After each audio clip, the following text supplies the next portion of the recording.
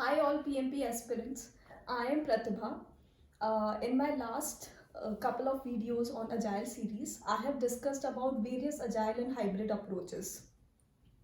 So in case if you have not gone through those videos, I would request you to brush up your concepts.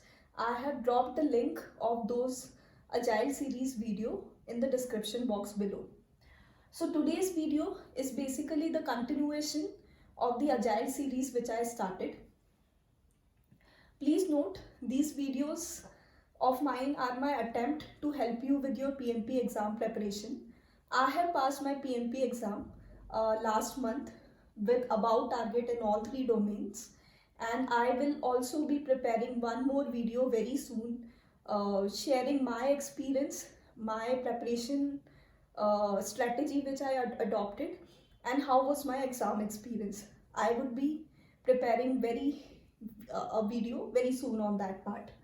Now, talking about today's video, what I have noticed that most of the questions in the exam were situational questions, and also we know that the focus of the PMP exam has now shifted more to agile and hybrid approach from predictive approach. So it becomes very important for us to understand as to in which situation what tailoring approach should be adopted. So the table here which you see on the board is the table which I have taken from Agile Practice Guide, and we will be discussing these 5 to 6 most important points which you can refer as a ready reckoner for if such situational questions appears in your exam. Now let's start. So the first project factor which we are going to discuss is if the demand pattern is very steady in nature or sporadic in nature. So let's say if you know that the demand pattern of your project is very steady in nature, it's very regular, and you know how much requirements are going to come in each iteration, what are the features that you are going to develop. So in such project, we know that consistency matters a lot because the requirements are also coming to us in a consistent fashion. So in such cases, what we can do, we can adopt a cadence based approach where we have a regular time boxes, because we know that the demand is very steady in nature. So to adopt any cadence based approach, we can also adopt a iteration based agile. We know that in the iteration based agile, we actually work in regular time boxes. So you can say that I would be working on a iteration, let's say for 2 weeks. All those iterations, following sprints are going to be of 2 weeks each, because my time box is something which I have defined in nature. Now I will take up the highest priority feature first, will develop it, and then the lower priority features will be taken up in the successive iterations. So these iterations, at the end of it, I know I will have a working feature which is also tested. Now, on the other hand, there are some projects where we know the demand is very sporadic in nature.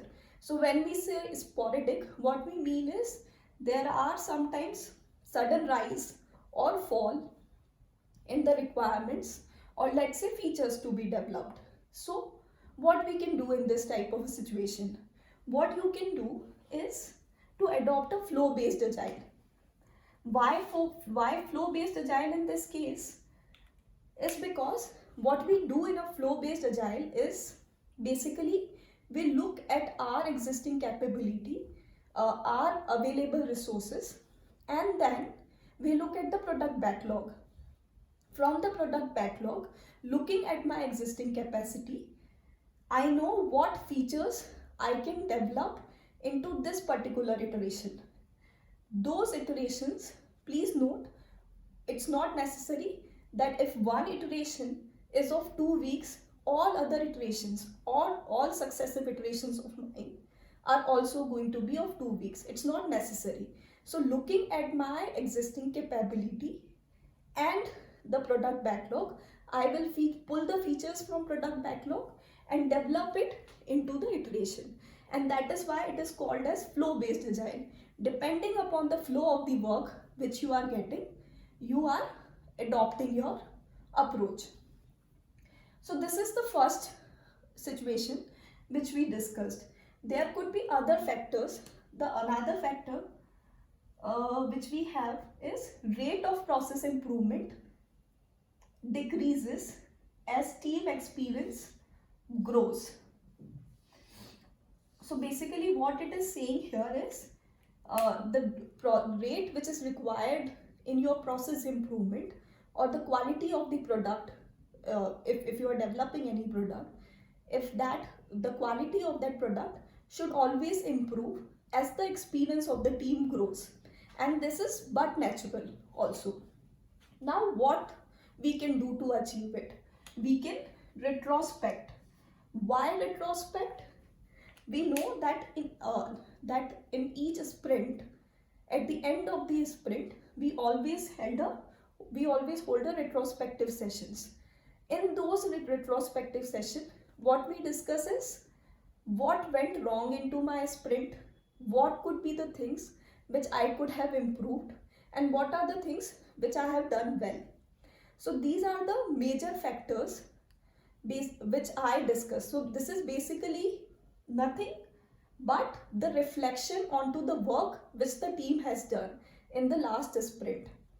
Now whenever I do more such retrospective session, how would it help me?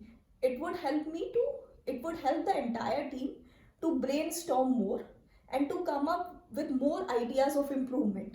If there is one area which I have identified as an area of improvement, then I can identify more such areas by conducting these retrospective sessions, and ultimately it will help in my process improvement or product improvement as I go along. So retrospect more often and discuss more improvements to be done as your team is growing, and this would help in improving the process. Now moving to the next point. Next point is, if your work is experiencing any delays or impediments are there,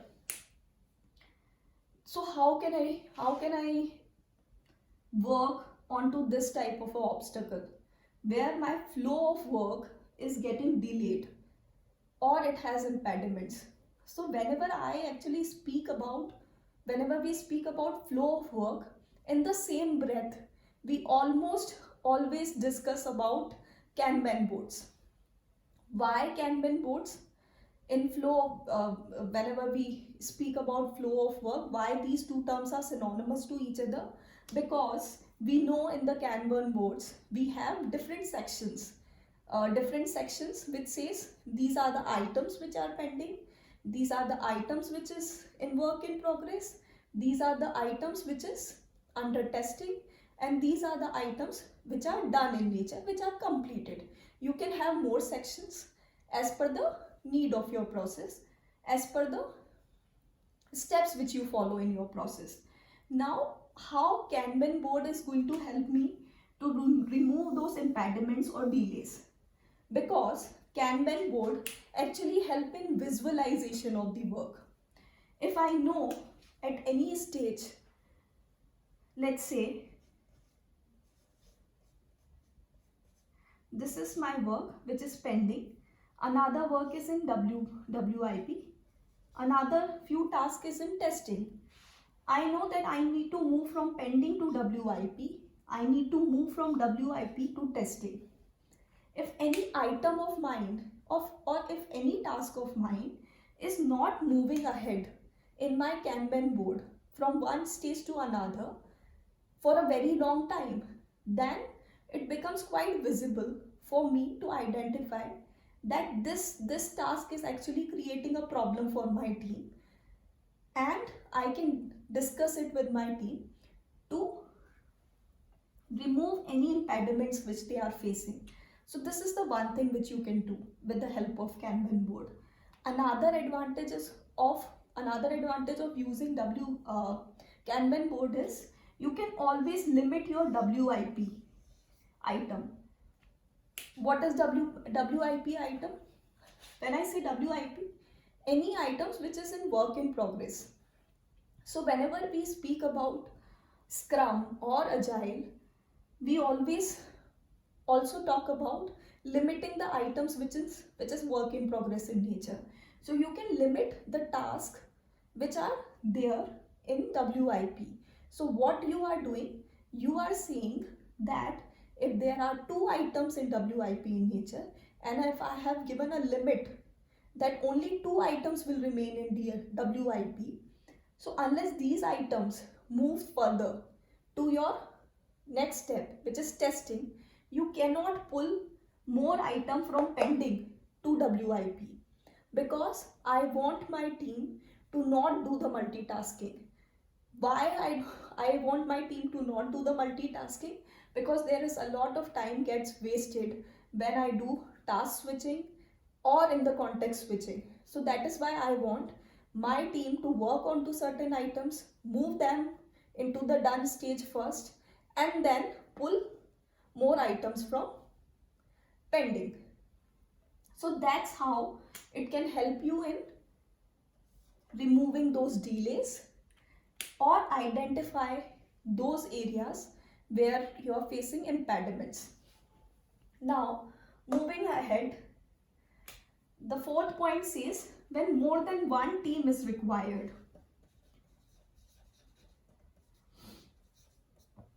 Whenever one agile team is not sufficient, and if your project is big enough, if you are working into a multinational organization, if there are many processes, many verticals involved, it becomes very important for you to learn about the scaling frameworks of agile.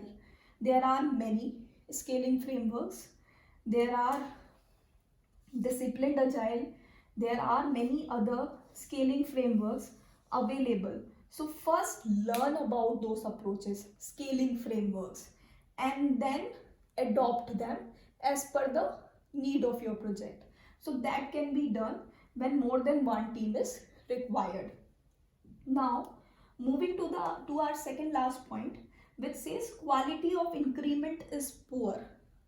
So every time you come up with an increment, and the items which you are delivering, the features you are delivering, or the task which you are delivering, their quality is deteriorating. While the expectation of the management or any product owner of yours or the project manager would be that the quality should improve with every iteration, because the experience of the team is growing. So what can you do to improve the quality which is deteriorating here? You can adopt test-driven development methods. Now, what are these test-driven development approaches? One such approach is extreme programming, XP approach. Now, what are the features of extreme programming approach? Extreme programming approach promotes pair programming.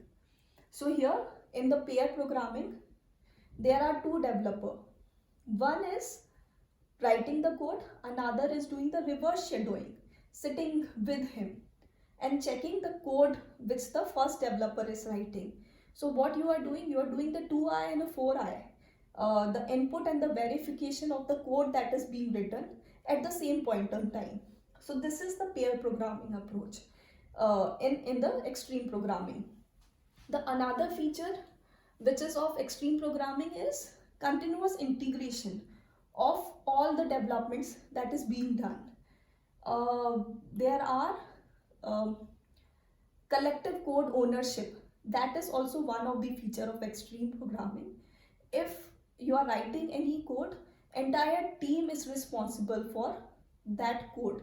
So entire team comes up and takes the responsibility. Then there are other approaches like automation testing, doing integration testing, Then doing the continuous integration, pair programming is one such approach. So all these test driven development approach, one such example which I gave is extreme programming. They would actually help you in getting your bug detected. These are basically very mistake proofing approaches which which lets you to which actually helps in getting your bugs or defect getting detected.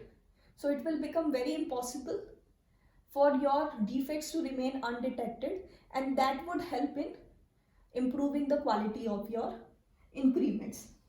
Now, the last point which we are going to discuss today is inexperienced with Agile. If your team is new to Agile approach, what you're going to do about it? You're going to conduct a training sessions. You're going to conduct various workshops with them. At any point in time, if you are choosing any Agile approach, be it Scrum, Lean, Kanban, or maybe a hybrid approach like Scrumban, then give your team workshops and let them first understand what Agile principles are, what the principle of that particular approach is, and then let them adopt to that approach gradually. So this is about the project factors, and these are the various tailoring approach which we can adopt. I hope you like the video. Please keep sharing your feedback and please stay tuned for more such videos. Thank you so much.